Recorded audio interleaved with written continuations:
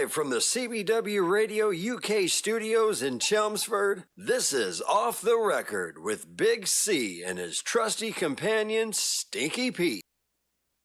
Hello, this is Big C. This is Off the Record. I do have Stinky Pete with me. Well, not in the studio here, but he's with us on air. You can see him live if you're on Facebook in the Off the Record, on the Off the Record Facebook page. You can see him, and you can also see Jazzy Jeff, who's also joined me for Off the Record episode 6. No, season 6, get it right. Episode 19. Overall, that's 159. You can see us on Facebook. Not only on Facebook, we're streaming live to Twitter, or X, as you might want to call it. So we're excreting there as we speak. And also on the Real CBW Productions YouTube channel. Please subscribe to it, and you can watch us there as well. But here we are. Good evening, guys. Good evening. And good evening. Was that both of you saying good evening? Or no, we said that in unison. Excellent. So in unison, it was like being in the choir. It's like being brothers. Yeah, it's just like being brothers. It's very similar. That's very weird. How scary. So, it's been an interesting week for each of you. I know, Jeff, you've had a couple of viewings, house viewings, which... Yeah, we've thinking about moving house, and we've seen a couple of houses over the last week, which is thoroughly uninteresting in itself. Nothing doing from that side. We won't go into detail about it, I'm sure. Just roll over that one. As long as you've got a little studio where we can do Off the Record on one whenever you move, if you move. I'll think about that next time I'm looking. That'll do. And Stinks, what have you been hectic and busy as usual? I'm sure you have. I'm planning for my trip to Oman on Sunday, so I've been trying to clear everything before I go, so I don't have to concern myself while I'm there with anything that isn't being in advance. Yeah, and you're not around next week, and you will be around the following week, but it's going to be a chart or something probably. That's the way. I land. You have to remember, I can count. That's really good. 10 or I'm 12. Impressed. And also, I remember what's happening. Yeah. Right. So we've got a topic. There's so many songs probably to talk about here. We might as well get cracking straight away. Dive straight in.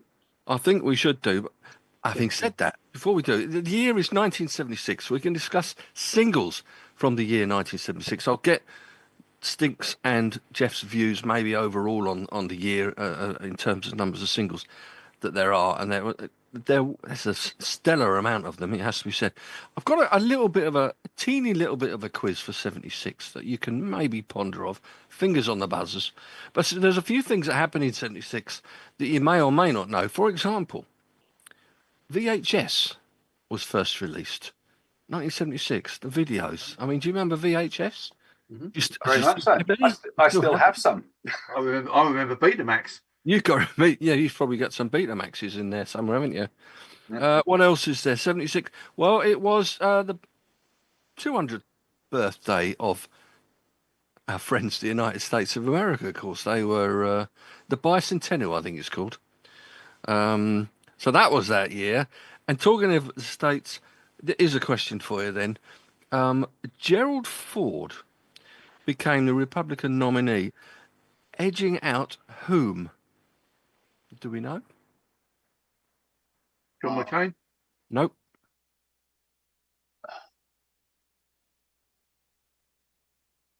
I'll give you a clue. George Wallace? Nope. No. He did become president. Oh, it's Reagan. It's Ronald. Yeah. It's Ronald McDonald. Yeah. Ronald Reagan, yeah. So that was that one. Of course, then, we know who became president then, do we? That'll be Jimmy Carter, elected, yeah? Yeah. The 39th president. The first from Deep South, from the Deep South. Wasn't he the third Allman brother? Since the Civil War. Jimmy Carter? Yeah. It could have been. I'm pretty certain he was. Let's hope he doesn't drive near a peach lorry. Or whatever it was, yeah. Apple Computer Company was formed in this year as well. Good Lord. And first branch of the Body Shop opened in Brighton. Who won the FA Cup that year?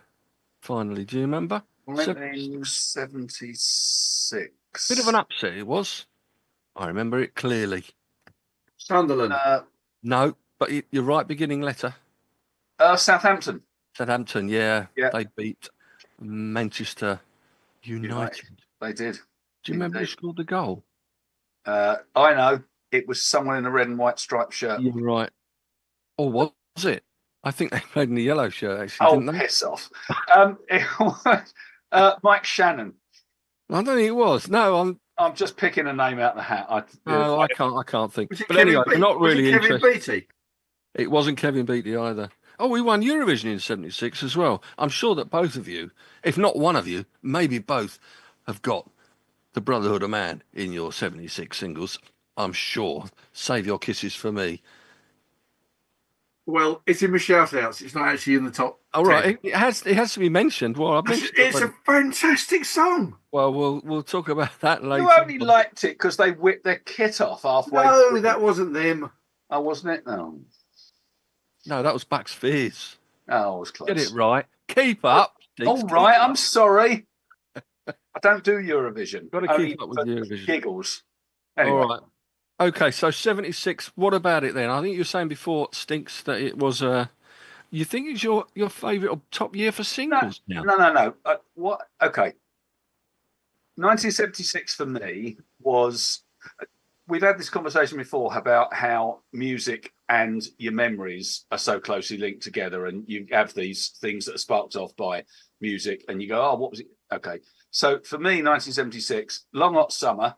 Okay, know, everybody, the Long Hot Summer, but it was my first year at uni, so I went up in October '75. So my first full year at uni was '76, and so there's all of the memories of the gigs, the football. The college discos, the riverboat shuffle, all the stuff that we did at uni, and it's all tied up with the music. And so most of the things I've chosen of this massive list are ones that I either heard first on Annie Nightingale on a Sunday afternoon, or on what was his name, Fluff Freeman on a Saturday, or I heard it played or I heard it played at a college disco. So it's all very, very much associated with that. And one that I've chosen, which is associated with my little brother and I exiting a concert early because it was crap. So anyway, we've had this conversation before. So what about you then, Jeff? Is it a good year? Brilliant. Surprisingly, a great number of singles. I was 15, end of my wonder years, I guess. Got like your wonder years are sort of 12 to 15-year-old, aren't they? Yeah. And I think if the dictator of the world said to me, "You can only have 1 year of music," it would probably, having looked at this, it would probably be 76. That there is enough difference, enough variation, enough different styles of music, all of which I like, to go, yeah, I can cope with this. I can live without other stuff because there's so much here that I could deal with. Yeah. Okay. I probably would still. I mean, there are a number of great singles in '76, but I could get some great singles in every year. I'd probably still go. Again, it's an age thing, isn't it? I guess I'm just a little bit older than you, Jeff, and I don't know. I've got teeny bit. Yes, I think still probably 73, but 76. It's sort of. Well, hang on. Wait. 73, you were 15. 76, I was 15. And 71, which is the year I'd choose, I was 15. Well, that's spooky, isn't it? So it's a 15. No, I think Jeff's right. It's the end of your wonder years. Ah, interesting. Okay, fair enough. Well, 76 as a whole, looking at it, I always used to think sort of it came in between. It sort of was a filler.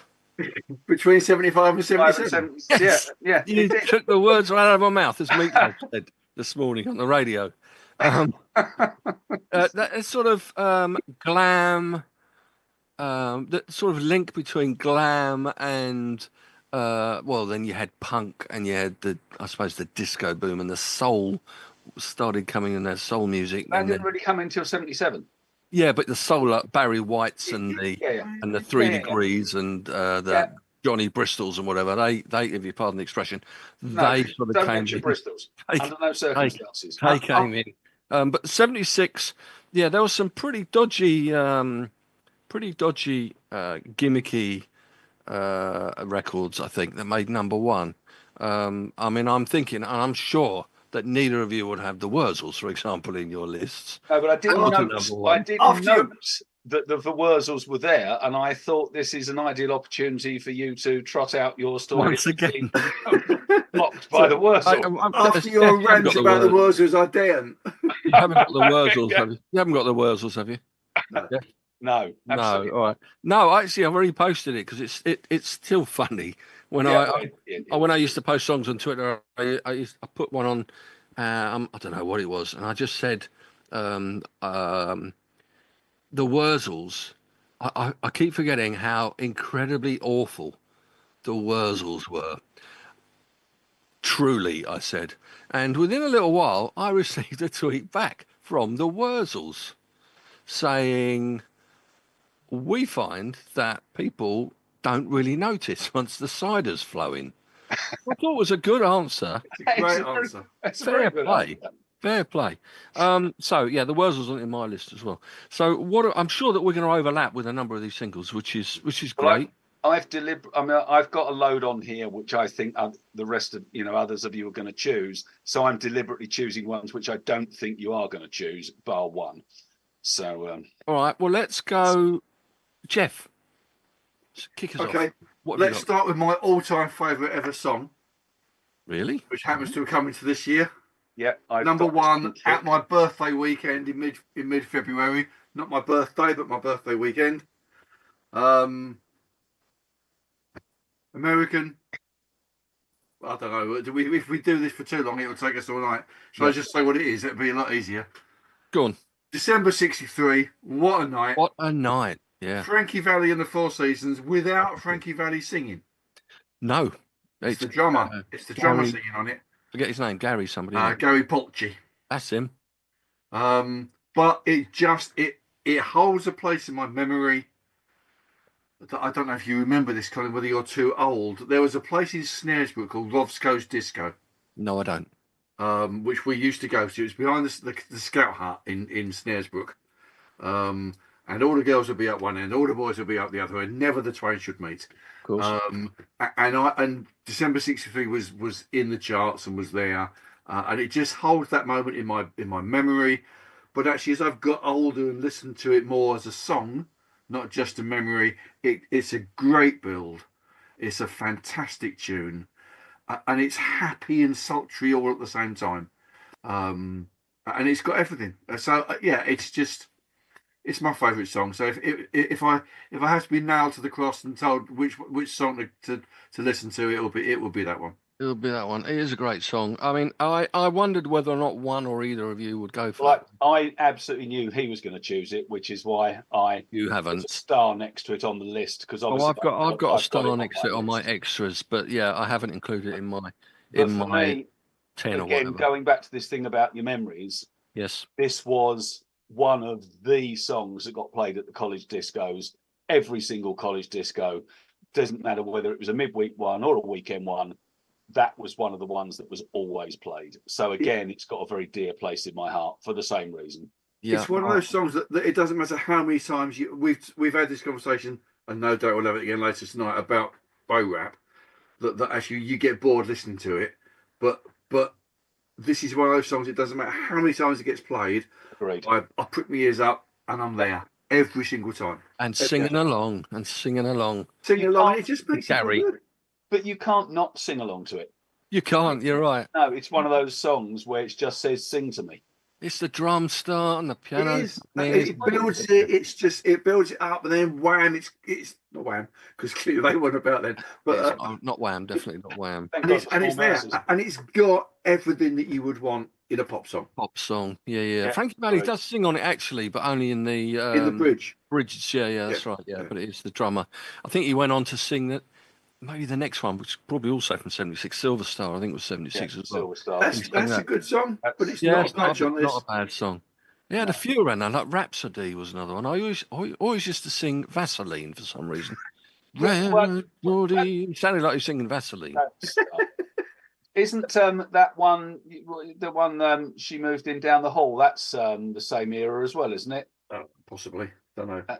That's another of the. That's a good What, song. by them? By the Four Seasons? Yeah, I can't remember what the song's called. In line. Anyway, it doesn't matter. No, I Well, can't there remember. you go. Good choice. If else in this evening, then be with that anyway. You're happy with that, yeah? Go for it.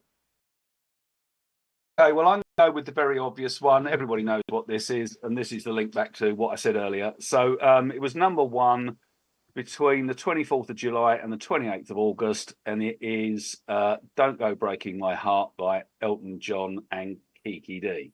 Okay. And, which is on my list as well. right. Well, Okay. my love of Kiki D is well known. I think she's got a great voice. I think she's a really interesting character. She's I just think she's brilliant, and still producing good stuff into her late 60s, early 70s. And she won the Bake Off. About which I didn't see. Yeah, but obviously, well done, Kiki.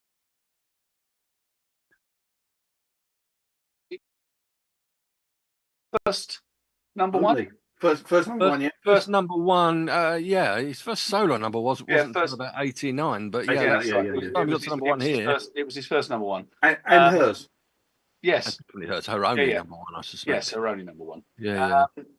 But I mean, again, it's just such a good duet. And the story is that Kiki D supported Queen at Hyde Park. And I went specifically to see Kiki D as opposed to seeing Queen. And I don't remember which album it was. It was either Night at the Opera or Day at the Races, one or the other. I can't remember. But Jeff left after about half an hour of the Queen set and said words to the effect of "This is crap and I'm going home." And he was only 15 and I was 19 and therefore a grown up. And after about 20 minutes, I thought, oh, bloody hell, I better go with him. But by that time, the overblown Freddie Mercury centered crap show had got right on my wick as well. So I followed him home shortly thereafter. I think he did get home before me, but I remember walking across. She was really. She did. The guitarist sung the Elton through a cardboard cutout of him. Yeah, that's right. Which was quite fun. It was funny. Yeah. And it's yet another. This before. It's yet another. Afterwards, but the recording of the song, they were never in the studio at the same time. In fact, they were never in the same continent. They were both incontinent. Isn't it? Continent. Oh yeah. Oh, that'll pay a few. Sorry. Hey! Like, they were never in the same studio. Indeed. Maybe Shane McGowan and Kirsty MacColl weren't in the same studio. No, they weren't. I don't really know. Okay. Yeah, an interesting story. I mean, whether you read it or believe it or not, but apparently Elton John wanted somebody else to sing the song initially. Yeah, no, you've told us this before. You've said this before. She didn't make it because she was so ill. Who was it? So they asked Kiki D. It was Dusty Springfield. Oh, really? Really? It was. She had a great voice, but she wouldn't have done as good a job as my Kiki. No, maybe your Kiki. Yeah. Team Kiki. Or Pauline, as we know her personally. Yeah, Team Pauline. It's Team Pauline. Pauline Matthews, I think her name, isn't it? Yeah. Yeah, Sheffield lass. I told you the Slim Nick story about Kiki. Oh, yes, many times. I don't know whether Jeff, you probably I don't know. He really wants to know. I don't know. No, go on, tell him. He used to performing gigs at Hornchurch or something like that. And he's performing in the pub. Slim Nick, who's on podcasts before Stinks was on. I don't know where Slim Nick is these days. But they were doing songs and they sang, and they were opposite wherever Blood Brothers was on in Hornchurch, in theatre. Queen's Theatre. It could be. So, and they would come out from that into the pub. And they did. They come in and he's chatting up Kiki D, thought he was in here. He said, well, we do a song of yours. Amoureux. Amoreuse. Yeah. So, oh, really? That's interesting. Right. Later on that evening, they'd done the show, and he was performing Amoreuse in the pub on stage with his two other guys, I think, and he wasn't singing. I would hope he wasn't anyway. But who should in the pub? And somebody, the crowd, just sort of started dissipating, like spreading, like the parting of the waters. And Kiki D walked in, got up on stage, and sang the song with him. Brilliant. I know. Brilliant. That literally would have made my life, and I would never have washed my hands again. No, I'm sure. What would you have been doing, Pete? Shaking hands. You. Oh, I should have watched hers a lot, though, Pete. Oh, dear, oh dear. dear. Dear, oh dear. Right, okay, should we go? Yeah. I've tried a bit, but not much. A little bit of mine. This one be was another band that I know Stinks is a fan. I would guess that too, actually. It was the title track from their 1976 album, their 14th album. The was the top 10 hit 3 in the US. What you would call socially conscious singles, like these things. And the participants were all related. And I've chosen it too. Okay. When I looked at couldn't find that it had done at all. I got it at number 10. Same song.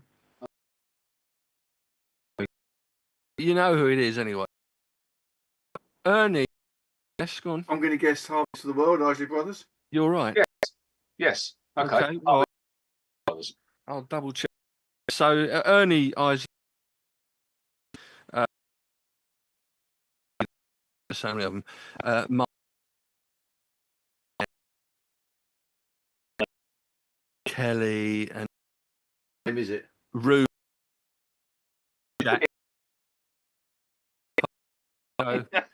Vixen, Dasher, Prancer, Dance, Comet, Cupid, Eric and Ernie. They were all on it. They were all on it. Beaky, Mick and Titch. Yeah, and Dave D, Beaky, Mick and Titch. Yeah, that's the one. As usual, Ronald sings the lead with O'Kelly and Rudolph helping him up, basically. The Christians did a fairly faithful cover of it in 19. Yeah, they did. Yeah. I think it's a wonderful track. It's great song. Fantastic. While Jeff is talking about his next song, I will look up just to make sure. But I've got it in the top 10. You may well be right, but I was going through the ones that I was going to choose my 10, and then obviously I've got all these others, and I'll now throw one in because you've chosen Harvest of the World. But that's fine. I was certain it said that it didn't do anything in the UK, but maybe I was just reading. Harvest of the World. I've got it entering the chart 10th of July 76, and it made number 10 There we go. on Epic. Yes. No, it's an epic song. It's T-Neck Records. It's on their T-Neck label. Oh, is it? Yeah. Okay, Definitely. well, I was looking at the Guinness Book of Hit Singles or whatever it's called these days. So I've gone for Harvest for the World. Great vocal on that as well. Yes. So you've gone for that too. I'll just scribble that down for you. So Jeff, you got another one? I've got it as a shout out. So okay, this will be in my top 10 as well, just in case anyone cares. Number 7 in the UK. My original karaoke song.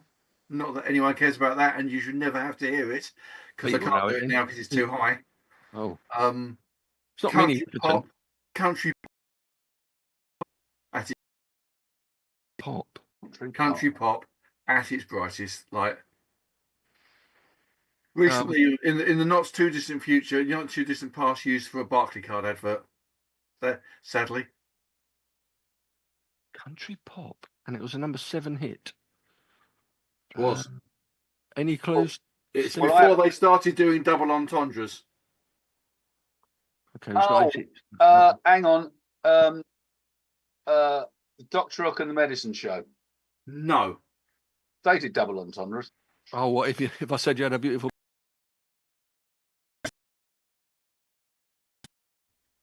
wasn't it? That's the Bellamy Brothers. You're It was right. the Bellamy Brothers. You're right. Oh, Let Your Love Flow. There we are. Let Your Love Flow. Of course. Yeah. Oh, right. Okay. Which I'm confused is now. just it's country pop. That's what it is. It's a really happy song. It trucks along. It doesn't stop. It keeps moving. It just keeps you singing.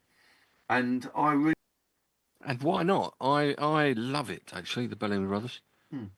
Yep. Good tune. There's nothing not to like. It's not inoffensive at all, is it? It's just. No, I mean it is inoffensive. It is. That's what I mean. You know what I mean? Yeah. It's a great track. It's a good single. So from the Isley Brothers to the Bellamy Brothers, have you got more brothers for us in Stings? You have the Willis Brothers. Yeah, no, actually I haven't. What I have got, I've got this massive long list of songs, all of which I love, but I've tried to mix up different styles and genres a bit. So the next one got to number 16 on the UK chart. It appears on pretty well every FM rock compilation album in the history of the world, and I'm not talking about that one that we did the 5 versions of the other day on your show. Okay, so this is but another one which would be on that on one of those albums always. Are they they're not British? No, they're not. Are they Are they a bit Blue Oyster Cult?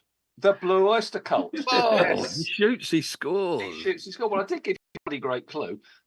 Yes, the Really? Blue Oyster Cult. Don't fear the the Reaper. Yeah, I had that down for you. which is great. Did you know It's a brilliant single. it's brackets don't fear the Reaper? Yes. Brackets. So actually, it's fear the Reaper. Fear the Reaper. Yes. Brackets. Minus don't. Fear the Reaper. But again, you know, it's if you're talking about radio friendly rock to sing along to, then it, along with all of those other songs of that type, you know, REO, Speed, Hatchet, and all that lot, they've all got a similar feel to them. But I think that this Blue Oyster Cult one is right up there at the top of the list. I think it's a really, really good rock song. I like the extended version, the one with the kind of the bit in the middle, the bridge, you know, the guitar. It goes on for about 7 or 8 minutes, doesn't it? Yeah, it does. Great guitar riff. Yeah, it is, and that's the bit that's the version not the version I've got on whichever albums I've got it on. And of course, it's off their big album as well, isn't it? Which was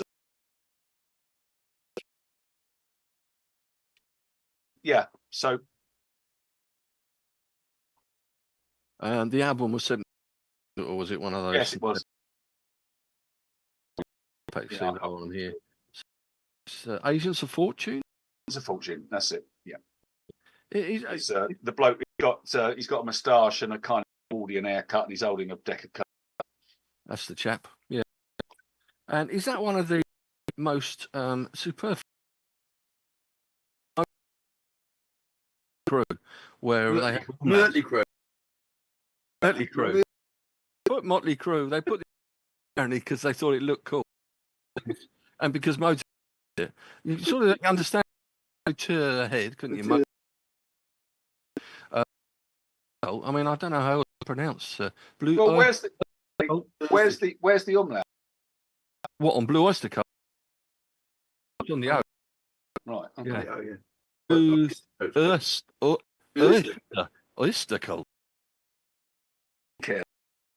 Well, they are American, aren't they? Something like that. Well, in fairness, if there'd been one different vote when they voted which language they were going to speak in the States, they would have spoken German. So maybe it's just them wishing they hadn't spoken English.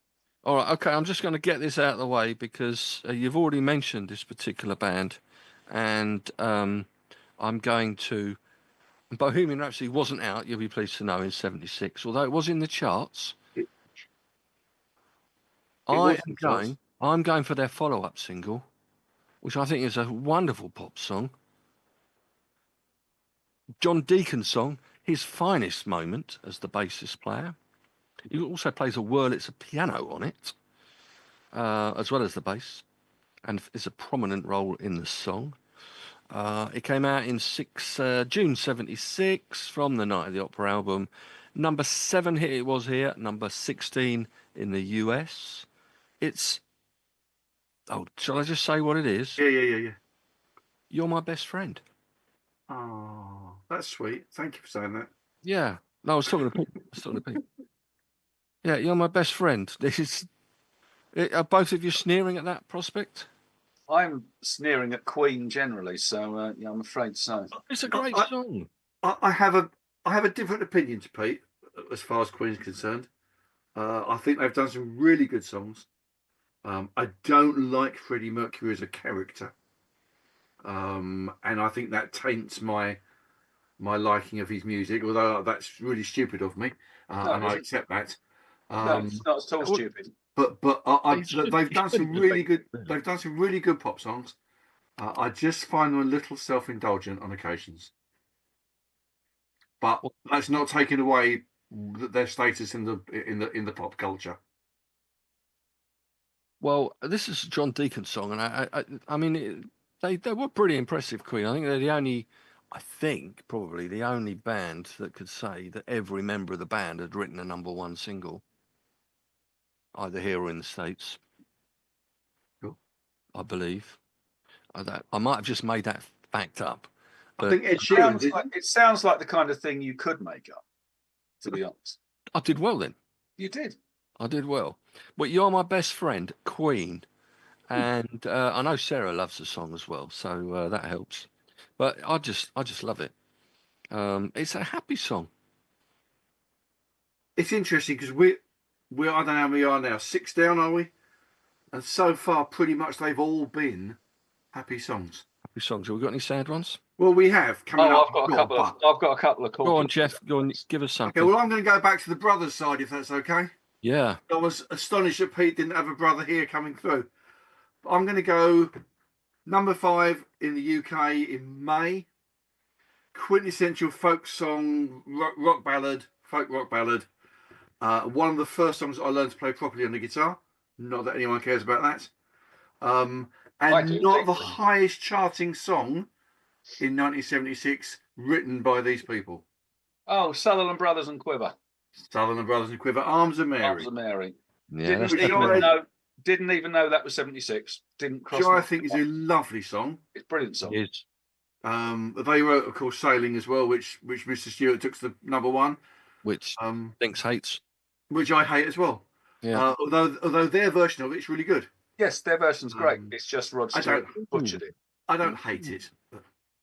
I don't mind Rod Stewart's version of the song, but I think it's because you hear it first, then you go back and listen to. That doesn't always work. I mean, there's one song I've got here that's an old song from the 50s, which someone I heard recorded it in the 76, and you go back and listen to the older stuff. But I mean, in this case, Sailing. I saw the Sutherland Brothers and Quiver live at Hull Refectory twice. They were very, very good. I was a big fan of it. I had the albums from Dream Kid. I didn't have the album that Sailing's on actually, but Dream Kid. I think that was the Sutherland Brothers, not the Sutherland Brothers and Quiver actually. It said Dream Kid. You had Beat on the Street. You had Reach for the Sky when they really made it. That was when Arms of Mary was on there. Yeah, that's right. And Slipstream, I think, was the one after. That was the one after. The good one. But we listened to those a lot in the 70s. Southern Brothers and Quiver. Yeah, I had that down as a possible. I tried to make songs that either of you would choose, and I had that down, fun enough, as a Jeff one. There you go then. You got me right. I know. Yeah. I'm clever like that. It's on my starred list, like December 63 as a result of that. There you go. Right. Good song. Sutherland Brothers and Quiver, Arms of Mary. The light came down the valley, was it, or something? The light shines down the valley, the wind blows up the alley. Up the alley. Because it always does. Yes. How I wish I was lying in the arms of Mary. but with not the wind, with the wind blowing up my alley. Yeah, lovely. Moving swiftly on. Had some fun with that in '76, I'm sure. Oh yes, indeed. Right, I was Pete. 19. Okay, I'm going to go for. Okay, there was a brilliant album that came out in '76 by one of my artists that I really like, but kind of in a low key way. So I can't think of very much of his and his band stuff that I don't like. But if you said name your top 20 artists, he wouldn't be in the top 20. But he's kind of consistently produced stuff that I've really liked. But for me, his best album, apart from his live album, came out in '76. And it's Bob Seger. Oh, I know this then. I was going to say, before you said Bob Seger, I was going to tell you the song. Right, well, hang on, because there's two. Oh, okay. So there's two off that album. We're going for the title track. Right, Night Moves. That's what I've got for. Which got to number 4 in the US, but not in the UK. Never did anything here, did he? But the one I've chosen is not Night Moves, it's the other one, it's Main Street. Main Street. And I love the sound, that really mournful. It's just a really, really nice guitar part. Down on Main Street. Down on Main Street. I love Bob Seger's voice. I think, it doesn't matter what he does. I just think he's got a terrific voice. And I just think he writes really good songs. And this, for me, is his standout album. I could easily have chosen Night Moves. I love both. But I thought, I can't have two by the same bloke. So I'm going to go with Main Street, which is when was Hollywood Nights? Was that 77? No, it was later, 77. Later, I think 78. Hollywood Nights, yeah. 78, I think. The one I like of his albums actually is, I think it was that? It was maybe a bit later still. Stranger in Town. Yeah, Stranger in Town. Well, Stranger in Town, wasn't that the one that Hollywood Nights was on? It could have been. That was in '78, I think. There with We've Got Tonight on it. Yeah, We've Got Tonight. Was it Old Town Rock and Roll? Was that on there as well? I don't know. I think it was. Yeah, I love that album. I mean, the Bob Seger and the Silver Bullet Band live at the Silver Dome in Detroit is one of the great live albums. That would be in my top 10 live albums. It's an absolutely fantastic set. He's just. It's a pity. I know he hates flying. He won't fly, so that's why he's never toured here. But I would have loved to have seen him live because I think he's a terrific musician. He's one of those people who you should own the greatest hits for. Like which I do. If you own nothing else, you should own his greatest hits because I do own his greatest hits and I own the live album. Yeah. Still the Same is another great song. I love that one. Turn the Page. Turn the Page. Another great song. Old Time Rock and Roll. Catman Do. There's so many songs that he did. He's a really, as you said, it would help if he wasn't scared of flying. I mean, Dennis Bergkamp never toured, did he? Either, actually, probably. Wouldn't well. On the bright side, he'd never gone to work in the States, would he? No, he never would. Well, and not unless he was travelling by boat and not the Titanic. Anyway, so yes, there we go. Bob Seger. Main Street. I didn't even register the fact that was in, probably because it wasn't a hit, and I suppose I was focusing mainly on that at the start. I've got some that weren't hits at all, actually, but we'll come on to that. I've got one that wasn't a hit. Yeah. All right. Okay. This one was a hit. I'm going to throw this in too.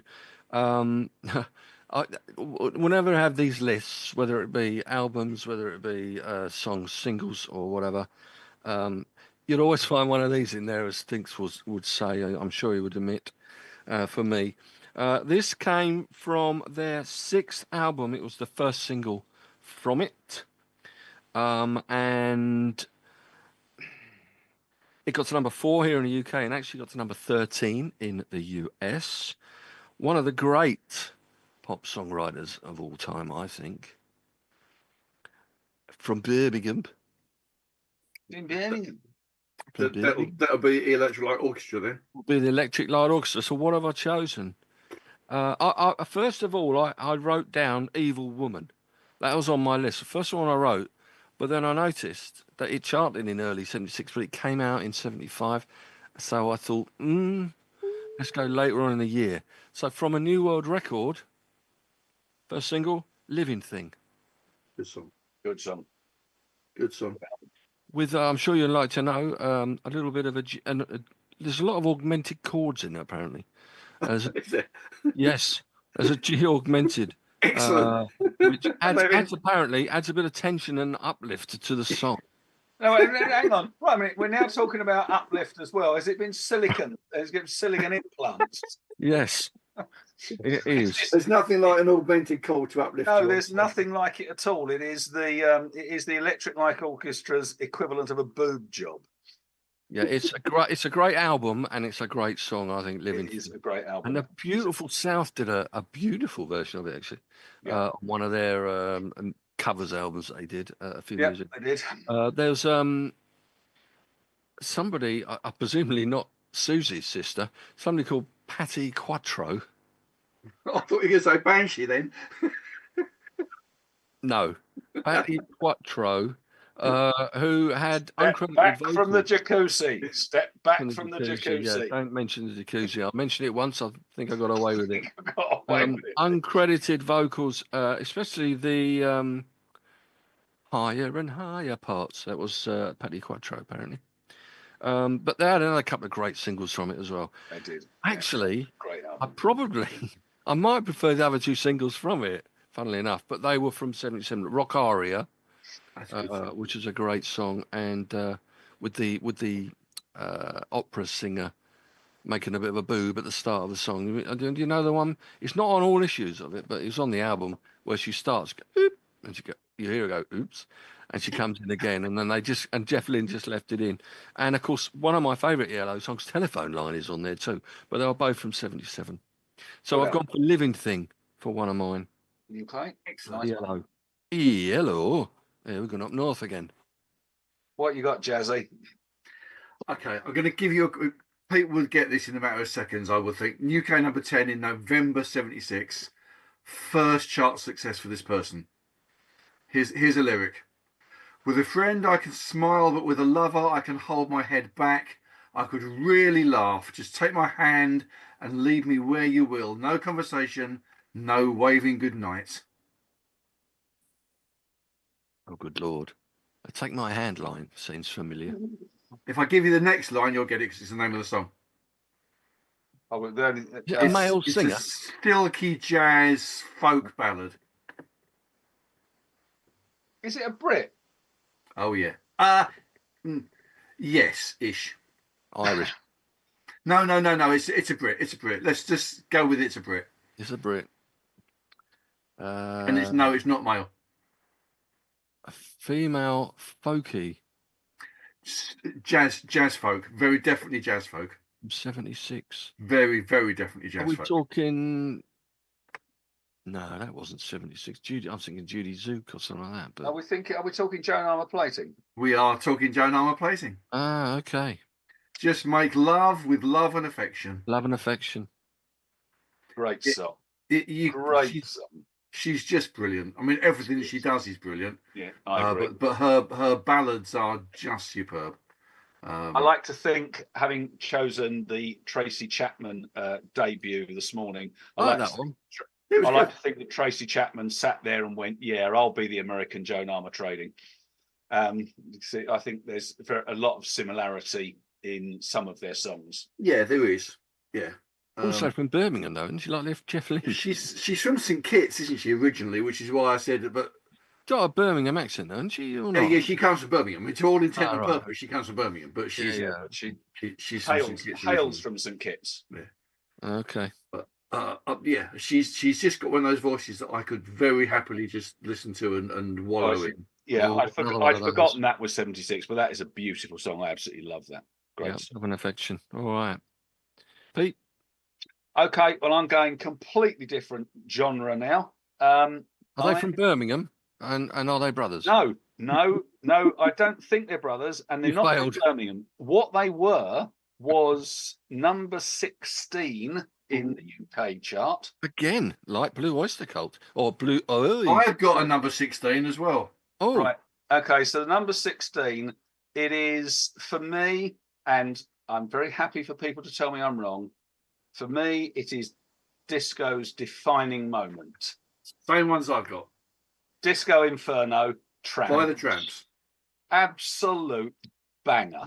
Yep. Whether you like or dislike disco, that is a song which the way it builds, the way it comes in, and you just go, this is like being hit by a train, and it just keeps on going. It's an absolutely wonderful, wonderful piece of music of its genre, and it is the standout track on Saturday Night Fever as an album as well. I Will Die on That Hill. So I love it. I wouldn't die on that hill because I think Staying Alive and Night Fever are. I love both of those. Absolutely love them. But if I could only choose one track of Saturday Night Fever, it would have to be this. It's a great song. It's an absolutely brilliant song. And it's funny because I didn't realise it was 76. I thought it was 1977 because that's when Night Fever came out. But it was released in 76, and then it was re-released in 77. And that's when it got to 16. Yeah. Okay. That's why I didn't have it in mind at all, because I wasn't looking at. I thought it was 77. Its original release. The original release was 1976. Definitely. Okay, cool. Inspired by a 1974 film, Towering Inferno. Yes, indeed. Really? With Stephen the McQueen. Yes, great film. It was one of those. One of that series of disaster movies, with the Exciting Adventure, Earthquake. Earthquake. Yeah, Earthquake. I remember that. They used to play them on Christmas Day for the first time on UK television. Yeah, that's right. In 1974, 5, 6, whenever they. But I mean, and the Sting was the same in 74. They always used to air them. Because Sound of Music was very late getting on UK TV. For example, it's odd, isn't it? And nowadays it's out and it's you put on your Sky box. They're already. Which bit of Sound of Music is the disaster movie? No, I'm not saying it's a disaster movie. I'm talking about the guitar playing. They didn't all have to, maybe. Or maybe it's those non-singing. It's non-singing, Christopher Plummer, which is very sad. Mate, no one disses the Sound of Music at any level. I am not dissing the Sound of Music. I was just asking if it was a disaster movie because that's where we started. Anyway, good. Right, so what I was talking about. Tramps. What have you got, Cole? What have I got? Well, shall we go? Shall we go basic? Because I've got a couple of them. I've got to throw them in. But actually, there's a couple. But maybe I'll do. Which one shall I do? Okay, I'm going to go for. Well, there's two. There's one which I think is the first UK punk band single ever released. In 76. It was in 76. It predated the obvious one by the Sex Pistols, which we may or may not come on to later on. But it came out before that. It wasn't a hit. I mean, I probably didn't make that many copies of it. It ended up on their debut album. It had the intro was a homage.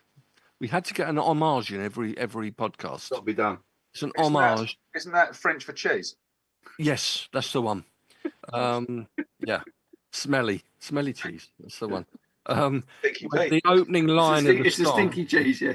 Stinky cheese, yeah. Is no, see, you took me off me thread. Is she really homaging to somebody? It's an homage to the Shangri-La's Leader of the Pack, which starts with is she really going out with him? And that's how this song starts. And it's the single is called New Rose. It's on Stiff, one of the first records on Stiff, the Stiff Records label. Oh, New Rose! I know this song. Reckless Eric? No. Produced by Nick Lowe, who also produced their debut album in. Is it The Clash? No, a bit earlier. Well, in terms of records, anyway. It's The Damned. The Damned. One or other. And New Rose, yeah. And I was reading a little bit of review, and it said if I can read my writing again, lifted punk out of the basket that they shared with the likes of MC5, New York Dolls, and the Stooges. Knocked pub rock, Dr. Feelgood and the like, and Eddie and Hot Rods clean out of sight. and it was included on the Damned first punk album. Now, oddly, I didn't buy the single when it came out, but I did buy the album. It's electrifying. I mean, it's not to everyone's taste, obviously, but is everything to everyone's taste other than Let Your Love Flow in December '63, which surely everyone loves. But not everyone's going to like New Rose. But it's just 2.5 minutes, whatever it is, of sheer punk joy, basic punk joy. Rat Scabies going absolutely mad on the Matt drums. Scabies on the drums and Dave Vanian on the vocals, and Brian James, who wrote most of the album actually. So it came out in October '76, 22nd of October '76. New Rose. And sorry, I'm just going to throw, because I seem to be down because we've had a couple of duplicates, but I'm going to throw another one that you might not have even heard. We're racing through them currently. We're only been going. That's for good. Only half of them. We'll get all of them in this September rate. '76. One of the, again, I think probably one of the first punk, and we did have this single, first punk singles. It wasn't even British. It was Australian. One of the iconic singles of that era. So it predated all the vinyl debuts by the Damned, as we said, the Clash, Buzzcocks, Sex Pistols, whatever. And Sounds magazine said it is the single of this and every week. Singing is a bit flat and disinterested. Guitars on full stun. It's fabulous. And they signed to EMI after the one single, had a 3-album deal in December '76. Bob Geldof said rock music in the '70s was changed by 3 bands: the Sex Pistols, the Ramones, and this lot, the Saints. Do you know it? Stranded, it's called. I'm stranded. I'm stranded on my own. So they didn't share the sort of spiky haired safety pin style of all the UK punk bands, but yeah. I think it's another electrifying single, and I might have to put it in the show tomorrow. It's your show. You should do It it. is my show, yeah. Stranded, the Saints, and New Rose, so sort of a double bubble there. Jeff, Okay. onto you. Sublimely ridiculous. Yes. I'm going to get disowned by my brother. I'm fully aware of this. I did warn you earlier, Colin. It's going to happen. UK number 1.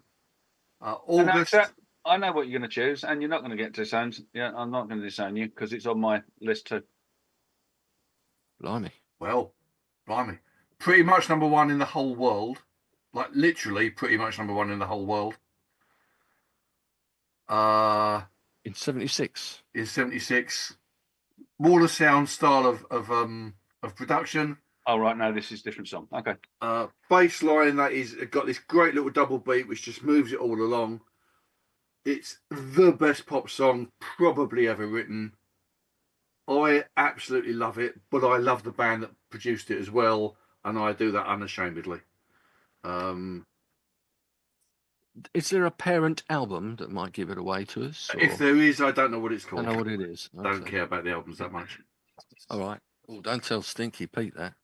Sorry, Pete, don't listen to that bit. No, I didn't. That's all right. Well, who can edit that bit out for you? So, yes. Without touching the signs. It was a quick journey, wasn't it? It was, yeah. Just absolutely nothing in the way. Should we go there? Scripturally, it means father. How's that? Does that help? What, the song or the band? The band. Father. Scripturally, it means daddy, father. That's my theological hat on. Oh my word. Blimey. What do you mean, oh my word, blimey? Number 1, was it there for like yonks? That is, yes. Well, I don't know. It was there for a while, and so I think there was only about 3 countries in the world that have a chart that it wasn't number 1 in. Oh, I've got no idea. I haven't chosen this. I thought you were going to say something else which you tick Colin off about. Right. No idea. Okay. Obviously, we'll kick ourselves, but Dancing Queen. oh, Dancing Queen, yeah. So ABBA means daddy. He won't like that. He won't like that. Yeah. I absolutely love it. I think it's a brilliant, brilliant pop song.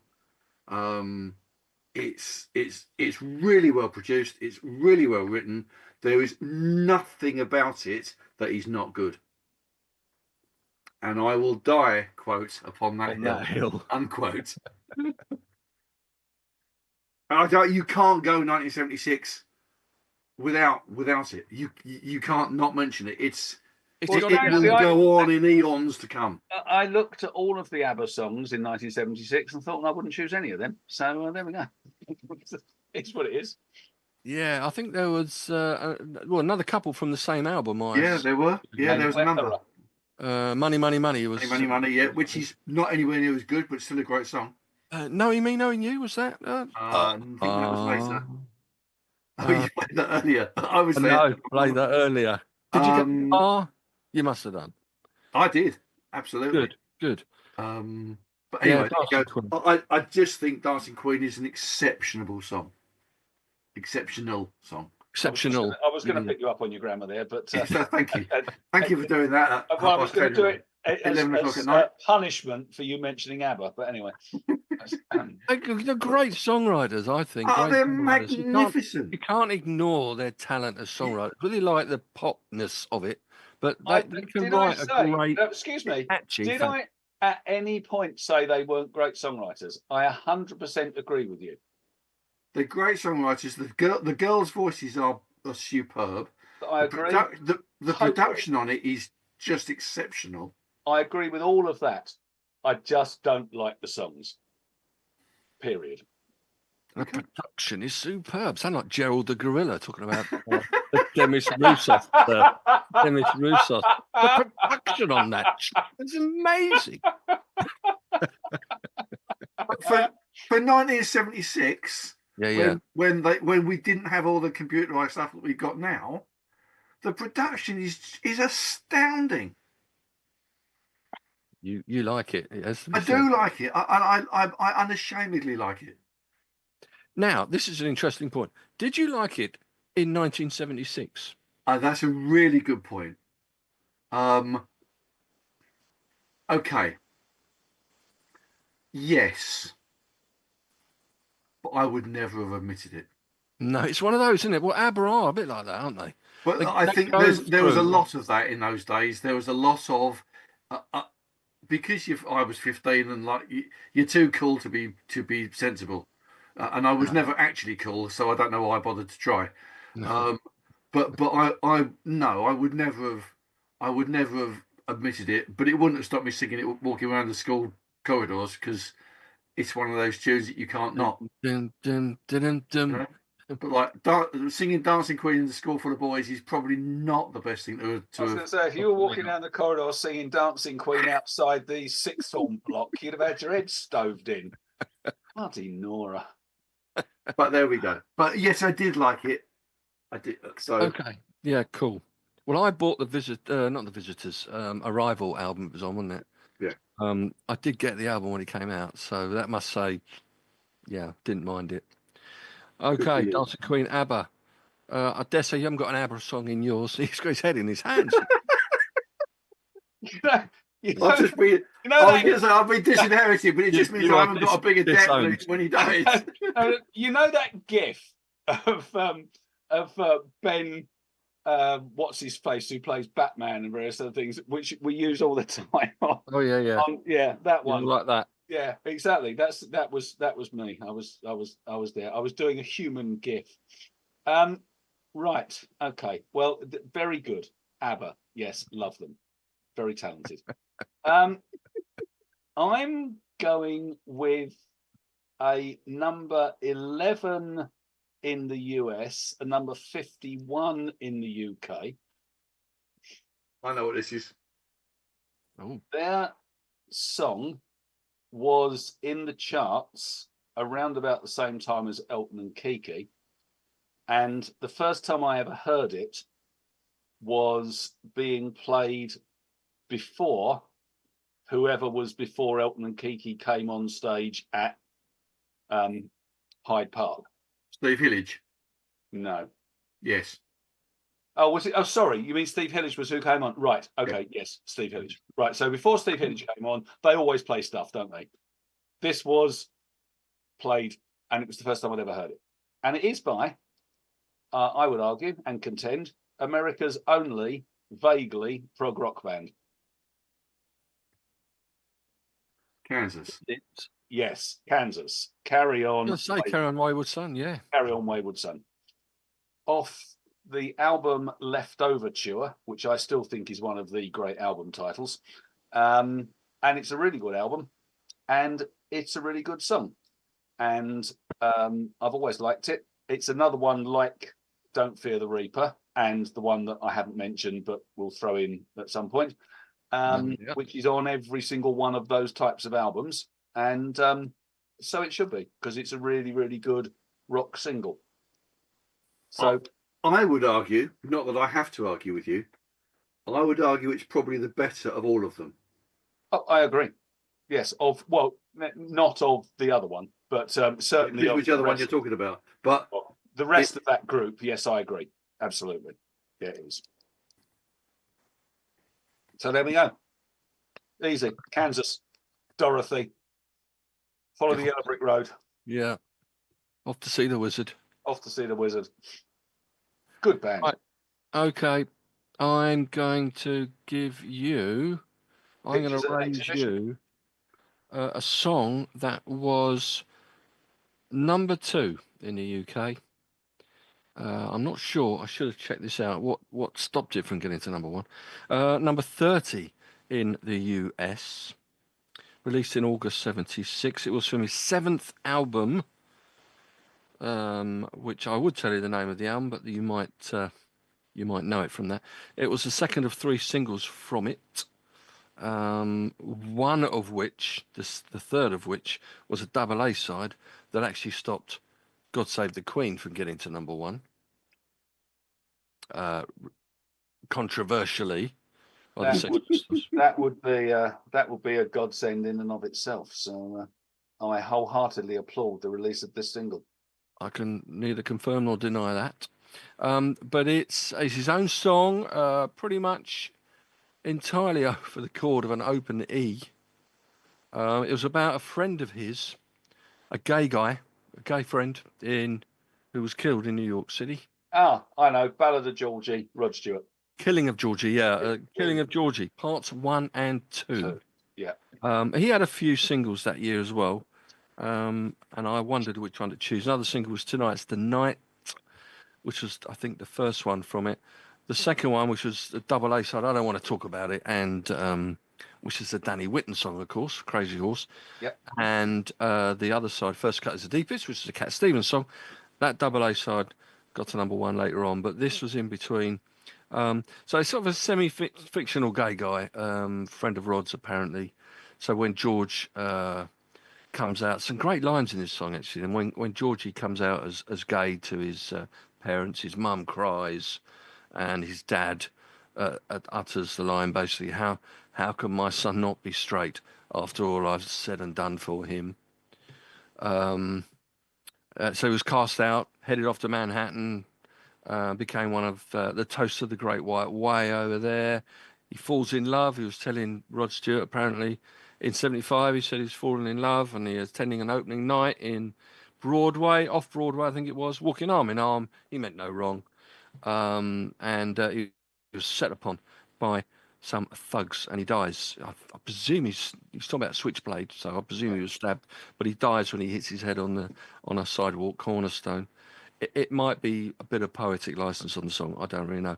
But the second part is a bit more melancholy and somber.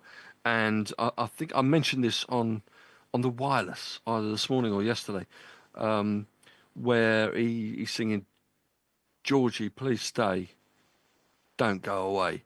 But it's to the melody, I'm sure, of the Beatles' "Don't Let Me Down." Don't let me down. Don't let me down. So you sing, "Georgie, please stay. Don't go away," in the same thing. So you take our breath away, which is what everyone thought of Georgie. So Killing of Georgie, parts 1 and 2. A bit downbeat compared to some of these other happy songs, but it's got to be done. Familiar with the song, Jeff? Yeah, I do know it. I like Rod Stewart. It wouldn't be one of my top picks of his. No. But generally speaking, I think he buggered sailing completely. But generally speaking, I like Rod Stewart. I think he's got a fantastic voice. But his delivery is absolutely spot on. He's the way that he actually presents the song. But Killing a Georgie wouldn't necessarily be one of the ones that I would go, oh yes, I must listen to that. No, I hear you. There's some other classic Rod songs, I must admit, but I just say it's just something that Yeah, it just gets to me. The song, I think it's the it's a songs can do that. That's fabulous what they're there lyric. for. Yeah. Okay, who's it? It's you now, Jeff. What we got? Okay, we might as well do this. We might as well do this now. Ridiculous to sublime. UK number 2 in March.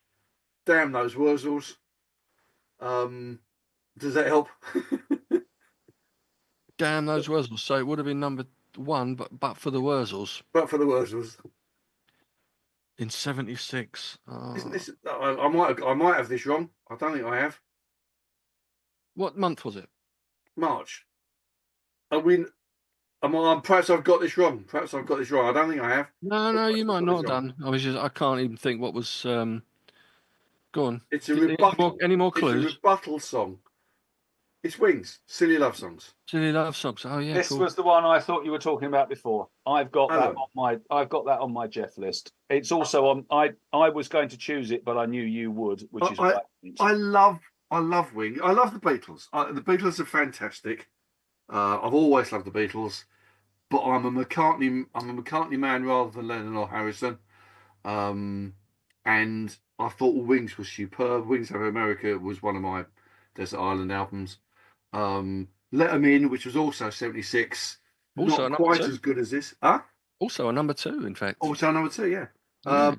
Not quite as good, I don't think. Silly Love Songs is just it's everything that Paul McCartney does. It's got a great hook line, it's got a fantastic bass line, and I say, like, carry on Mozart, roll over Beethoven, you know.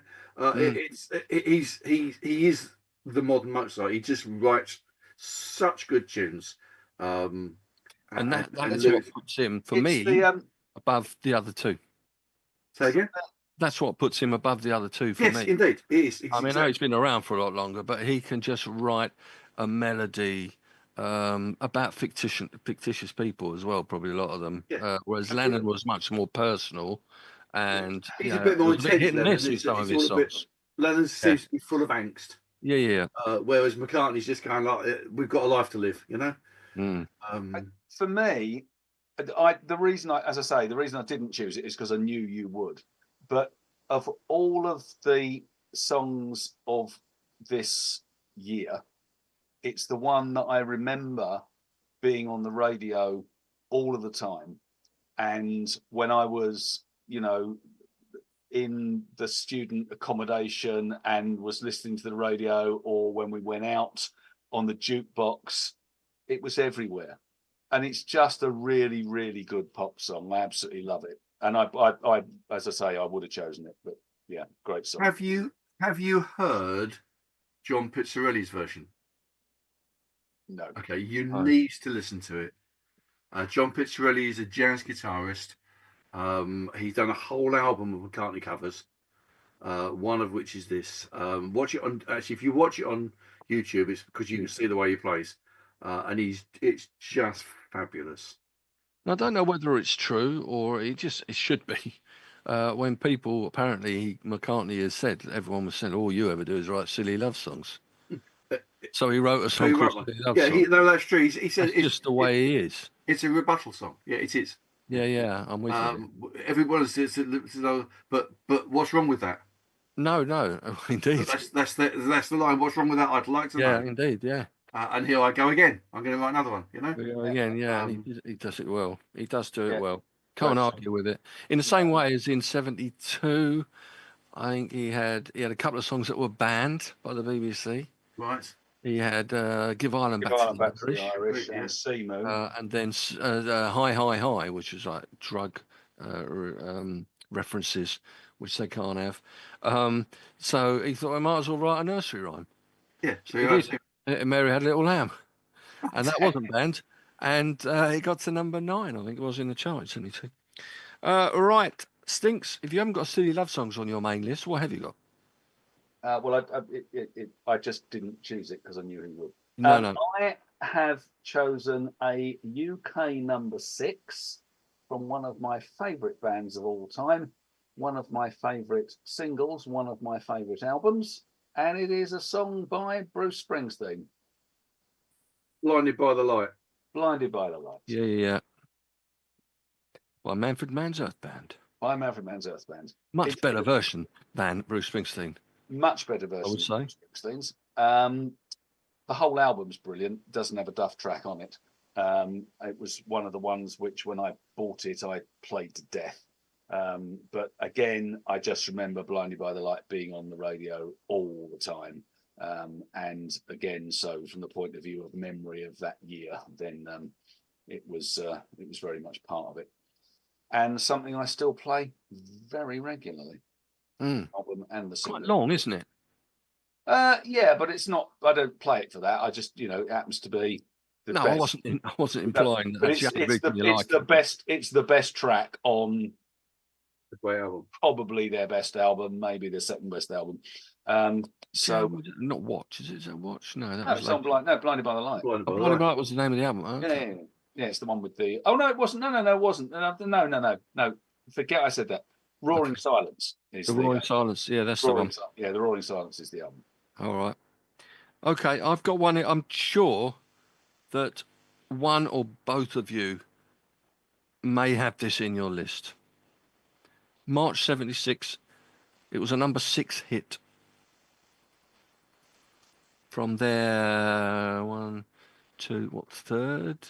No, it can't be their third album. Maybe their fourth album. The premise of the song is, as one of the band members who came up with the inspiration, first of all, was a poster that you saw on the wall from an airline. The airline was National I know, Airline. 10cc. And there was Mandy. a gorgeous, I'm in Mandy. inverted commas, I'm Mandy Fly Me, with the model stewardess on inviting. Yep. And he saw this wonderful advert, and this raggedy old, a tramp he's called him, a raggedy old fella, looking up, and almost like he's dreaming that he was being called upon by this stewardess onto the plane. And he thought, Eric Stewart, that is, there's a song here. I mean, he struggled to convince, or between Eric Stewart and Graham Gouldman, they couldn't really.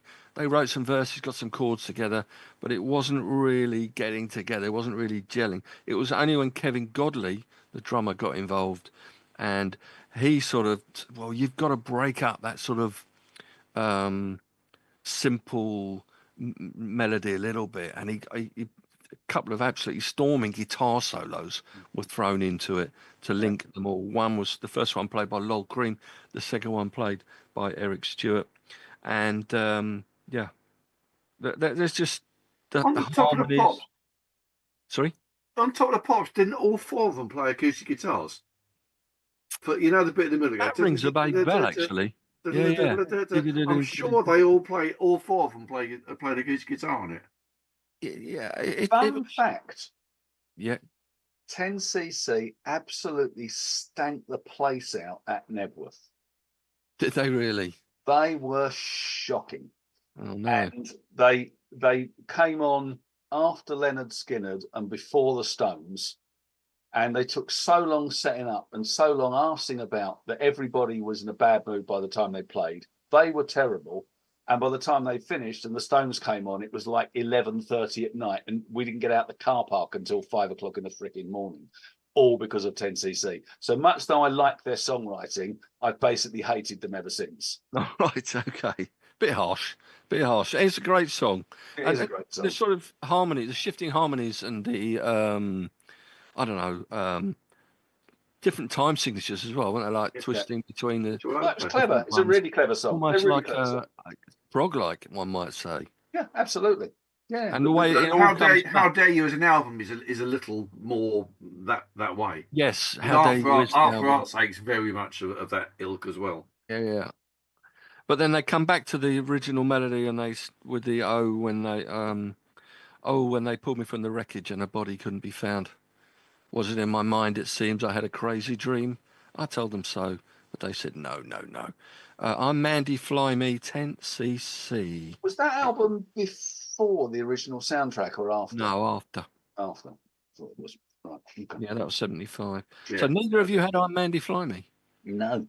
I had it on my shout out. Okay. I've got a couple of right curveballs coming in a minute. But, All right, Jeff, over to you, sir.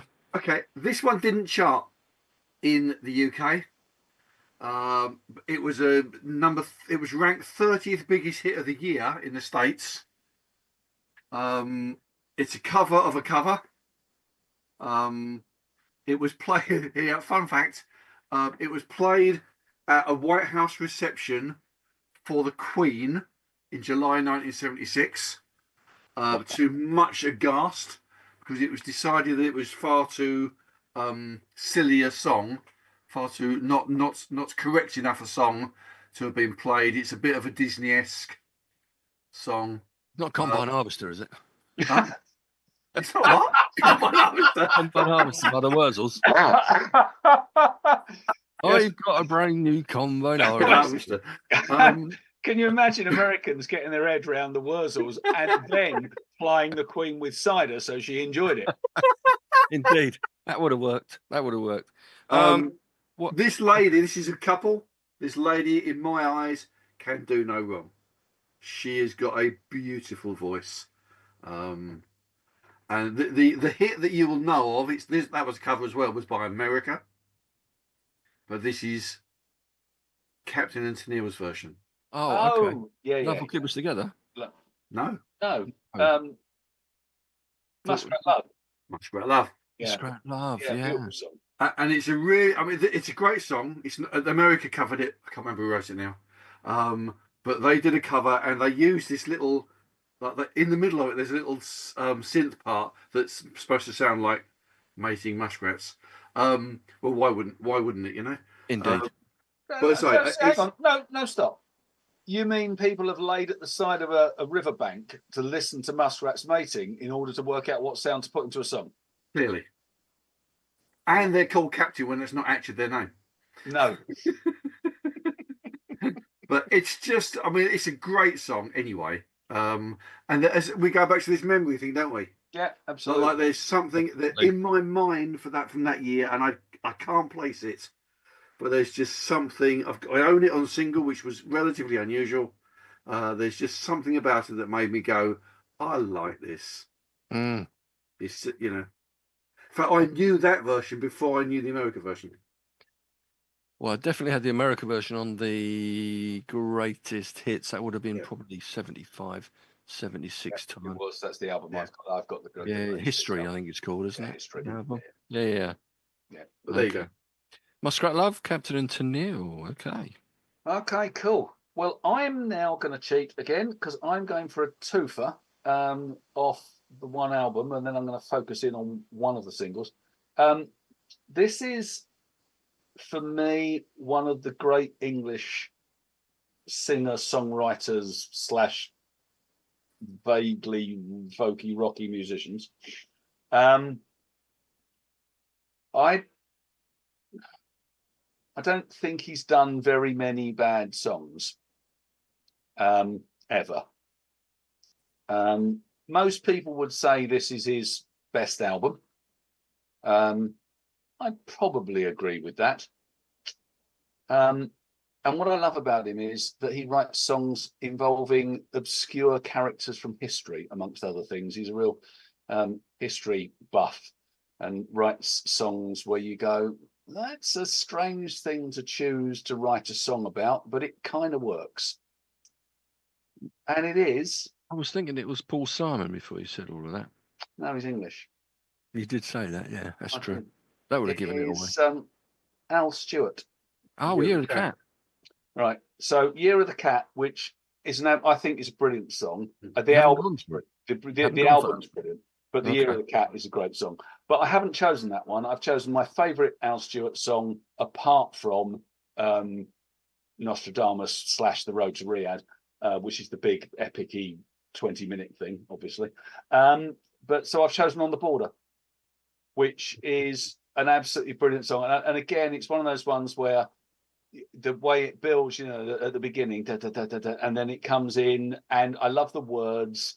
I love it's got a kind of vaguely Spanishy feel about it without being flamenco-y.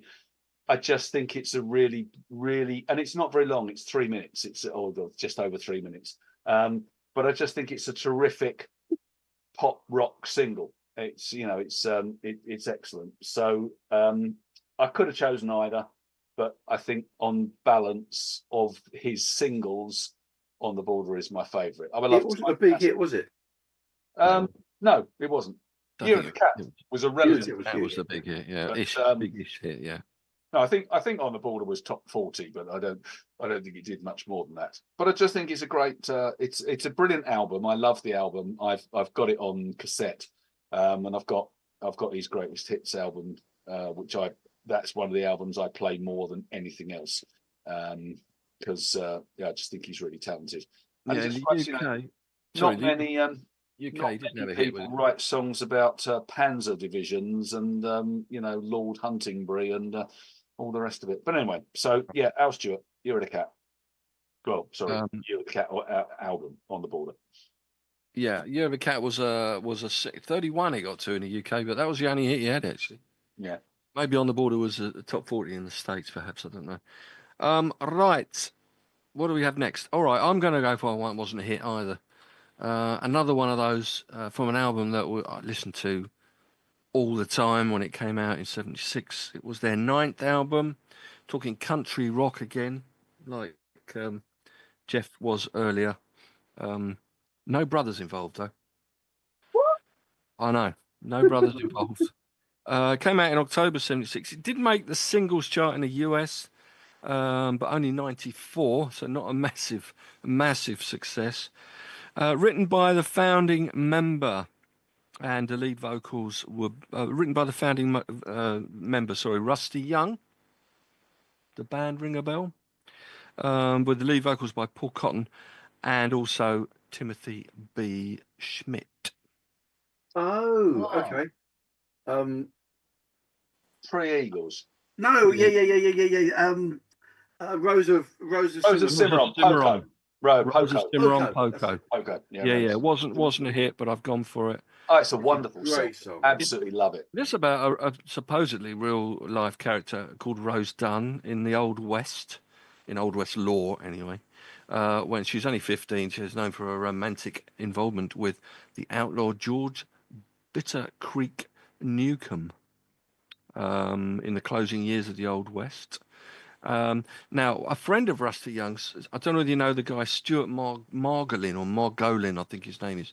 I'm sure I remember him as an actor. I'm sure I remember him in the Rockford Files. He was one of Jim Rockford's buddies with the curly hair. I think him. But he asked him for Rusty Young for a country song that he could use for a comeback album he was planning with Roy Rogers. He was going to produce it for Roy Rogers. Now, the album never actually materialised, but Poco recorded the song. Sort of visual lyrics to the song. You know it anyway. I don't know. It's a lovely melody on it.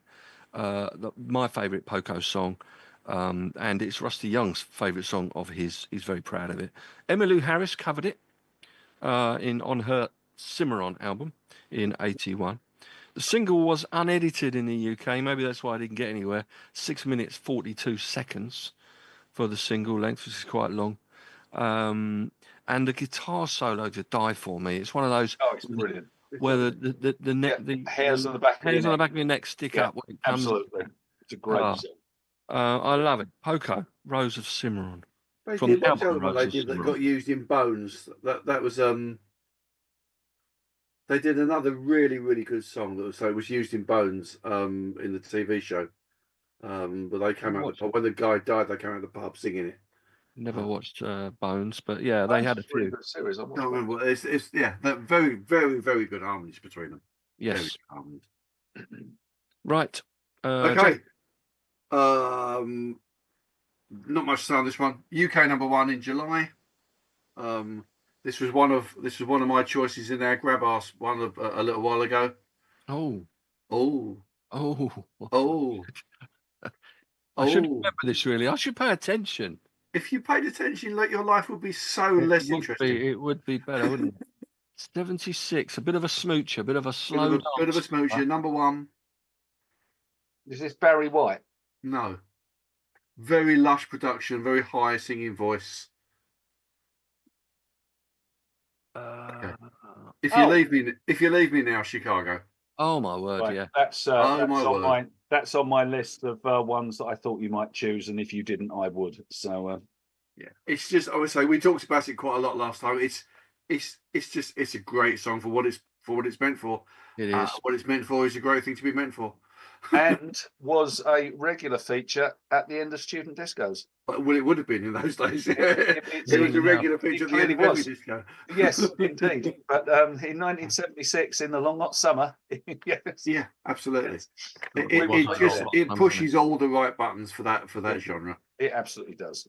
Yeah, great. And also sort of kick-started their new sort of sound really as well, didn't it? It did, yeah. It was very much went away from the MOR, soft rock ballady songs that Chicago had before that. They were like a jazzy, bluesy band, weren't they? They were. Not quite like Fleetwood Mac went from blues to the similar sort of American sounding sound in the 80s. But yeah, Chicago, If You Leave Me Now, I love that. But they weren't for that much bigger production, much more sort of, actually much more 80s sound in the late 70s. Yeah, absolutely. Okay, well, I'm going with something which is the absolute antithesis of that. This is a song which did absolutely nothing in the UK, but I absolutely love it. It's a classic pop rock single, and it is Cherry Bomb by the Runaways. Which is great song. Cherry Bomb. And how can you not love Cherry Curry and Lita Ford and Joan Jett? I mean, what a lineup. So not much else to say really. I just again the weird thing is this is a song I've grown to love. It gets played on Planet Rock regularly. It's stuff that I've heard. I don't remember it from 1976 particularly. I remember I Love Rock and Roll from a bit later, but I don't remember. I don't remember this. But it's a song that is really grown on me, and I just think it's absolutely the perfect. Was it 3-minute pop rock single? Yeah. And Cherry Curry's got a great voice. Yeah, the drummer for the Runaways as well. That's another famous girl drummer. I did have I think it was a single from their next album. That would have been 77, and I forget the name. What's the name of their first album? It probably just called The Runaways, wasn't it? I think it was called The Runaways. Yeah. School Days was the one I had a single of, 7-inch single. And it was the first like real girl rock band, I think, single that I ever had. But yeah, Cherry Bomb, good one. Okay, what are we going to go for now? All right, shall I do this? Okay. You hate it, stinks. Do I? Yes. I hate most things, mate. So you hate it, and you hate the lead singer more than anything. Do I? Yes. It was their only release on EMI actually, because they were booted off. Jackie Fox. Jackie Fox is the drummer, yeah. Okay. Yeah. They were booted off from EMI after their performance, shall we say, on the Today Show on the ITV. I think it was ITV with Bill Grundy. You got Paul Cook on drums. You got Steve Jones on guitar. You got Glenn Matlock on the bass, until they kicked him off for liking the Beatles, apparently. And you got the lead singer, Johnny Rotten, and the single is Anarchy in the UK. I thought that was 77. No, it came out in 76. When was the date? November 76 it came out. It got to number 38. First punk single to chart, I would say. Can I just say? Yes. I think it's fantastic. Good man. Good But man. it was just one of those moments in time. And it's a great. Yeah. So was the Chernobyl disaster. And frankly, I'd rather have been in Pripyat than listening to that shite. Bloody awful. You're not a fan? Talentless, snot-nosed, Arsenal-supporting, fascist little ratbags. Well, only one of them. Murderers. Johnny Rotten. Well, he didn't actually stand trial, did he, for the murder? So it's a bit, Oh, well, so he got away with it. Yeah, great. Fantastic. And then died. he did. I hate the passion. Well, Malcolm McLaren claims it was a call to arms to the kids who believe rock and roll had been taken from them. It's a statement of self-rule and an ultimate independence. Self-rule of ultimate independence. Shame about the first line. I am an antichrist. Yeah. I am an anarchist. It's the only one he could come up with. Not a great line, but as a legendary rock pop single, it's up there. It is. And I know you hate the Rolling Stones list as well, but it's number 56 in the 500 greatest songs of all time. It certainly had its moment in time, whether you like it or not. Yeah. And it's Anarchy in the UK. Did I say that? I can't remember what I did. Yeah, I did. Okay. Right, enough spent on that then.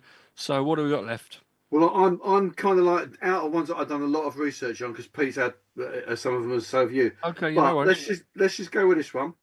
January 1976. I don't know whether it charted over here or not. I know nothing about the band. It's a duo. I know, but this is a great song. I really love to see you tonight. England Down and John Falcone. Oh yeah, I know. Oh, great song. Yeah. It's fantastic, and it's just one of those songs that I keep coming back to. Yeah. When I just want to. It's a driving song. You know, like you stick it on and it just chugs away, and it's got this really great. It's got this really great lyric in it. I'm not talking about moving in or changing your life. I just want to see you tonight. You know. Yeah. And I don't know who they are, or where they came from, or whether they've done anything else ever. And they probably have. They're probably megastars. I think one of them died actually. I don't think there's. I don't think they're both around now. Well, you would know more than me, but about everything, I suspect. No. Dan Seals was his name, not the Seals as in Seals and Crofts. Seals and Croft. No, I can't. It's the younger brother of Seals and Crofts member Jim Seals. His name is Dan Seals, and John Falcone. And John. Yeah, I'm just looking at. I can't find a record of any other hit in the UK for that. If it was going to have a hit, that would have been it, wouldn't it? Yeah. It's one of the shout outs that I've got. I've got a million others. I can. Oh yeah. Jump through them whenever you like. We've got loads of those. Right. Have you got another one, Pete? I've got one, and then I've got three which need to be mentioned. Well, three that need to be mentioned. I've got loads of shout outs, but three that need to be mentioned. So my last one was a number 10 in the UK, and it's one of those. I didn't realise it was 1976, or when I was doing the research, I thought, oh, I love this song, and it's one of those ones where the way it just is constructed, the way it moves along, and you just go, this is just really easy to listen to. And again, it's a great driving song, and it is Climax Blues Band. Get it right. Get it right. Yeah. And not a lot to say. It's the Climax Blues Band. They are what they are. It's a blues band, but it's not traditional blues. It isn't really blues at all. It's just a good blues single, and they're British, aren't they? They are very much British. Yeah. Well, actually, I always thought they were American. I thought they were American as well. No, they're British. Yeah, no, they're actually British. Yeah. Yeah. Cool. So that was the last one on my kind of my 10. Because there's a few that I got down for you, as I thought were ones, and I've got a few. Funny enough, I had Climax Blues Band. Did you? I did. Oh, well, I wasn't sure whether or not Jeff would have it, but I've got a couple that you haven't chosen, Pete, and I'm astonished. Well, I've got a couple here, and I'm I've waiting for them, and they haven't come up. Yeah, Well, exactly. I've deliberately not chosen them because I thought this is boring because we always talk about them. So, do you want me to throw those in now? Well, Because they might not be the same ones, but well, okay. So, More Than a Feeling. Yeah, that would be on your list. Well, it was on my list, but I decided not to talk about it because we always talk about it. But that's not one of You've them. got to mention it. Arguably, I mean, is it the greatest thing they did? No, I think Foreplay Long Time is, but that debut album is just one of the great debut albums. So More Than a Feeling. Music, John Miles. Yeah. Absolute nailed on. I mean, I thought Colin would have that. Well, I have got it, but I thought Colin would have it as well, which is why I didn't mention it. And then the other one, which I thought you'd have, Jeff, which I'm stunned you didn't, is Lonely Boy, Andrew Gold. I love that album. Was that 76? I thought it was 77. Nope, 76. The single was 76. Was it really? Oh, I'm gonna have to look. Yeah, I'll find it. I believe you. I didn't clock it at all. I didn't think it was 76. Lonely Boy. Oh, I've got it. That's February 77 on the wiki.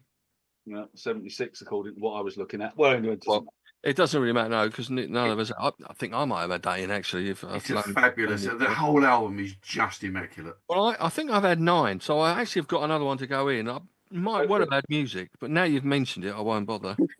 I'm just going to throw this one. It's a bit of a random one because I love her voice. Ooh. You know, I love her voice. It was written by. Oh, we're talking siblings again here. We're not talking brothers necessarily. We're talking siblings. Okay. A brother and a sister. Carpenters. Yeah, it was written by Richard Carpenter, John Bettis, who both wrote "Goodbye to Love," which is such a good song, and also Albert Hammond co-wrote this song. It was Richard Carpenter recalling apparently that Karen Carpenter's. It was her favourite Carpenter's song. It's got a beautiful string intro, piano intro as well, and then, Karen Carpenter's voice sort of just sneaks in with a sweet ballad melody. Tony Peluso on the guitar, as he did, electric guitar, slide guitar on "Goodbye to Love." Yep. And Jim Gordon on drums. That name rings a bell, I'm sure, to you. The guy out Batman. Yeah, that's the one. Commissioner Jim Gordon. Commissioner Jim Gordon. Yes. Yeah, also the drummer in Derek and the Dominoes, I think, wasn't he? He got around in old Commissioner Gordon. He did. And the song I've gone for from their kind of Hush album is a song called "I Need to Be in Love." Don't know it. No, well, okay. I probably do, but it doesn't spring. I thought I'd throw that one just to be a little bit different, but I would have had music in John Miles because that is absolutely stellar. Well, I thought you would have done, which is why I threw it in. Can I just say that "Lonely Boy" was released in 1976, but it was a hit single in 77 in the UK. So, I'm looking at Wiki. It says "Lonely Boy" released 11th of February 1977 (brackets UK), March 77 in US, recorded in 76. But I mean, who cares? 1976. It says that is a camera, is a thing off your phone. Indeed. What is this going to do? I just thought I'd show it. Anyway, it said 1976. That's okay, right. Peter. Yes. Why haven't you chosen either of the Peter Frampton live songs? Yeah. Or The Boys Are Back in Town? Right, hang on. Okay, so I will now tell you what is on my list of ones I didn't choose. The Boys Are Back in Town. I didn't choose off the Peter Frampton album. I chose "Do You Feel Like We Do" because that's my favourite one. But that was also a single, but it was like 13 minutes or something. Yeah. I chose George Benson, "This Masquerade." Yeah. "Fool to Cry" by the Stones. Yeah. "Taking It to the Streets," the Doobies. Yeah. "Crazy on You," Heart.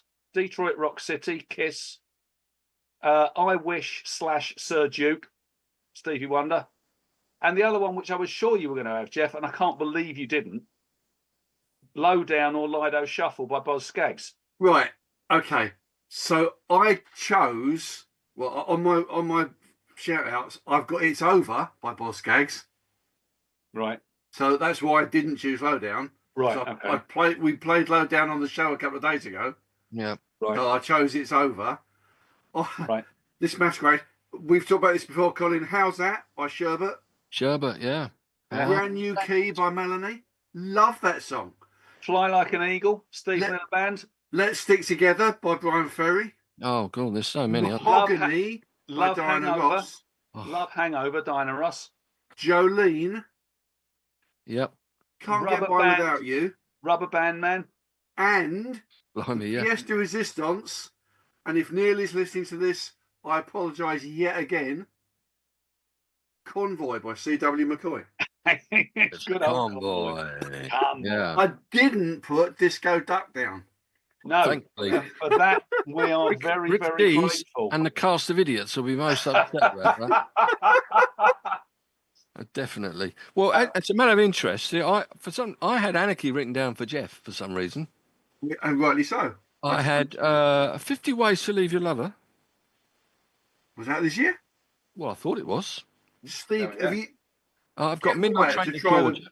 Midnight Train to Georgia. Fantastic song. Boys Are Back in Town. I put that for you. Jolene, I had written down. And I had She's Gone, which was, I know, originally written to Hall & Oates. Oh, yeah. Love Came Hall out & in Oates. 73, I think, first, but it was only released over here, or it was a hit in 76. Love Hall & Oates. And Although for Pete, apparently- I put down More Than a Feeling. I put down Hurricane. Bob Ooh. Dylan. Forgot that completely. Oh. Taken to the Streets. Yeah. I Wish. Blinded by the Light. Tick. Carry On Wayward Son. Tick. Tick. Night Moves. Not a tick because he bottled out and went for the other song. Don't Fear the Reaper. Tick. And couldn't get it right. Tick. So I got a few. Well, Difficult to know what Jeff's going to most choose. of the ones on my under list as well. You did well. And I've got some others on my extras. I had Arms of Mary, which you mentioned. There were 3 Gallagher and Lyles tracks, singles that There I were. would have. I Want to Stay With You, Heart on My Sleeve. And I actually would have chosen probably Breakaway, which is the third one. If You Leave Me Now, I've got December 63. Lost Without Your Love by Bread. Great song. Oh, yeah. Great band. And 2 Eagles. New Kid in Town came out just at the end of 76. And Life in the Fast from Lane. one of these nights, Take It to the Limit, which came out in 76. Yeah, because it's a 75 album. Single came out in Single came out in 76. 76. It was a 75. And of course, there were 3 South London Finest songs that I've missed because I probably would have chosen Rain, but Mystery Song, Rain, and Wild Side of Life, which came out at the end of the year. Rain's a good song. Rain is a good song. So many others. Before I forget, good job you mentioned Neil there because he did send me a selection of songs, 4 of which he's requested for tomorrow. So I'll leave those out. But he also chose, no, that's 1, 2, 3. Oh, he chose Young Hearts Run Free by Candy Stanton, That's a great song.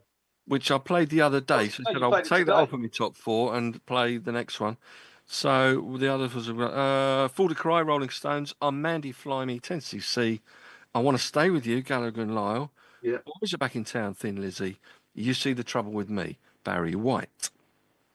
Good song. You can't beat a bit of batter. You really can't. You can't. And there's a lot of influence, to be honest. Uh-oh. What a great year. It was a It great was a year. great year. Yeah, Right. absolutely it was. Some different stuff. Oh, I've got That'll Be the Day, Linda Ronstadt as well. I've got to have Linda in there. A cover of the Buddy Holly song from Oh, Hasten you Down played the that- You Wind. played that for me the other day on the H albums. Yeah, Hasten Down the Wind. But it's a great song. I should have Yeah. that in there too.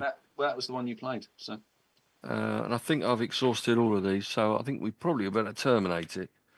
Otherwise, we'll be perfect timing. into 1977 by the time we finished. Well, Afternoon Delight is an interesting one as well. Solo and vocal band. I thought you might like that one, Jeff. I love it. Yeah, it's a great song. I've got it on a playlist which I play all the time. I Mate, didn't they're like it. so good. Yeah, so good. And I do the Afternoon Delights after the show finishes at 1 now. I know where they want it hangs around, but what I'm going to do tomorrow, I think, is just have a whole bunch, the ones we haven't played in the main show, a whole bunch of 76 singles. So I will exclude any of the ones that you've chosen or Pete's chosen, either of you, and what I've chosen, because they'll probably be in the show. But I'm just looking at this list now. Even I've got a Cliff Richard song, believe it or not, Miss You Nights. I love Cliff Richard's songs. Well, And Miss You Nights is my favourite of all of them. yeah, I wouldn't go as far as I say I love Cliff Richard. No, I do. I do love that song. A lot of respect for Cliff. Bebop Deluxe, Ships in the Night. Was that right? Okay, I love that song, but was that definitely 76? Because I thought it was 77. No, it was 76, that one. Right. I'm pretty certain of that. Yeah, no, that's Ships in the Night's a great song. I thought Emmylou Harris, the first time I heard Here, There and Everywhere was in 76. I love that as well. Oh, I'm not going to read them all out because they'll go on forever. But thank you very much. That's been good fun. And It's been a joy. Great bunch of songs, some of which you'll hear. If you can send me the ones that you want me to play tomorrow. Yeah. And the times you're available, actually, because I'll try and fit them all in. Yeah. As to the times you're around. And same with you, Stinks. I'll be back on the air tomorrow at 8 a.m. with the show on CBW Radio, the last station you'll ever need. Of course, could be worse. And we'll be back with a podcast next week without Stinky Pete. I'll be back, and I don't know if Jeff might be joining me next week. Are you around next week, Jeff? I'm about if you need me. You're about. Okay. Well, we'll think of another topic to discuss next week, and until then, this podcast will be posted by Shaggy to the usual places. Spotify mainly is the one that main people use. I must admit. One day we will be on BBC. the BBC. I don't think it will, you know. I think we have to stop saying that because I'm getting fed up. It's been like 3 years or so now, and we're still not on the BBC. They'll catch us one day. But thank you very much, guys. All I got left to say is it's a good night from me. It's a good night from him.